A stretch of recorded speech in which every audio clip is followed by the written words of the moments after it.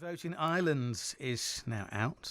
There will be both anguish and celebrations, I would imagine, over a decision which has divided the country. This debate's been hard fought on both sides, with the Catholic Church among those leading the opposition to liberal abortion laws. But what relevance has it to people here in England? Well, one leading anti-abortion campaign group says it will add to pressure on British authorities to become even more liberal in their attitude than they currently are.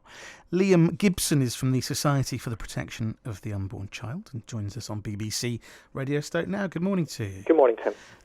This might seem a big claim. Why should authorities here be swayed by what's happened in another country? Well, I certainly hope that they're not, but unfortunately, whenever human life is devalued in neighbouring jurisdictions, then it does have an impact. And already there's quite an extensive campaign led by abortion providers such as Mary Stopes International and British Pregnancy Advisory Service to decriminalise abortion, to take away any legal restrictions, any protection whatsoever for children so that they can be aborted at any point in gestation for any reason. What's wrong with decriminalising it? It's simply because it devalues human life, and it will lead to even more loss of life than already is at present under the 1967 Abortion Act, which is really one of the most liberal pieces of legislation in the entire Western Europe. But when you look at the numbers, clearly this is an issue, as some of the papers have called it this morning, that has united people, both quote-unquote young and old, city and country. Well, it's united them. The people on the yes side are united, the people on the no side are united, but obviously, even a 60-30 split amongst the voting population is not unity. So this has been a very, very divisive campaign. Well, there's a greater margin in that than, for instance, there was in the Brexit vote. Well, that's a very different issue.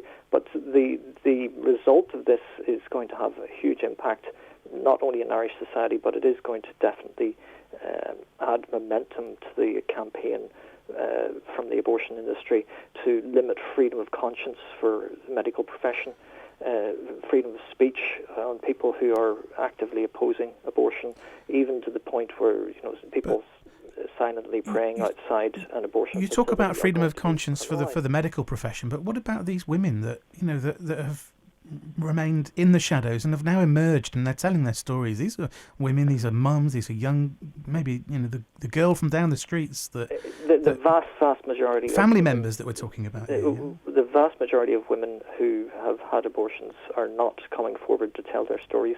It's countless women actually have stories of great trauma and hardship. Very often, it's hardship that has forced them into the position where they have no choice but to have an abortion. But maybe they've not come forward because of what many people see as draconian laws. The draconian laws in Britain. There's no draconian laws on abortion in Britain. Britain has one of the most liberal abortion laws in the world. No, but in Ireland, they've perhaps not come forward, or they've looked elsewhere for help at a time of real need.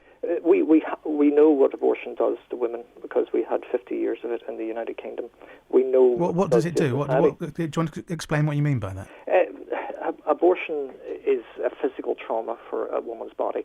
Very often that has physical implications that last a lifetime. For instance, it's a scientific fact. It's been very well established that abortion can weaken the integrity of the cervix, which means that it can lead to premature delivery. And I mean, early term delivery is a big factor in disability in newborns.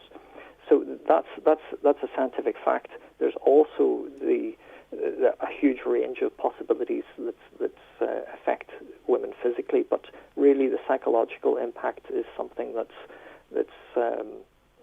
it's even more disturbing. But for a woman that's made what I would imagine is one of the most difficult decisions to make in her life, that woman might actually think that They might be saying that's a bit rich coming from a man. How do you know that this is what's going on in my mind and what's going on in my body? I don't know. I don't know quite what you mean. I'm not reading anybody's minds. I'm just telling you the facts that we have after 50 years of abortion being lawful in Britain. So I'm talking about what abortion does from scientific evidence that we have gathered. This is not something that's just been introduced. But one of the biggest opponents of this, of course, has been the Catholic Church. No, is this quite wrong not to accept that the result is inevitable as we're moving towards a more secular liberal society? Without a doubt, Ireland is moving towards a secular liberal society, but the Catholic Church were not the main opposition in this referendum. It was led by a number of secular pro-life organisations. Well, it's been hard fought by the Catholic Church. No, it hasn't. No, it's quite the opposite. The Catholic Church took a back seat in this referendum and certainly did not lead the opposition to it. So that's seeing it as a defeat for the Catholic Church. The Catholic Church didn't really engage in the battle, so okay.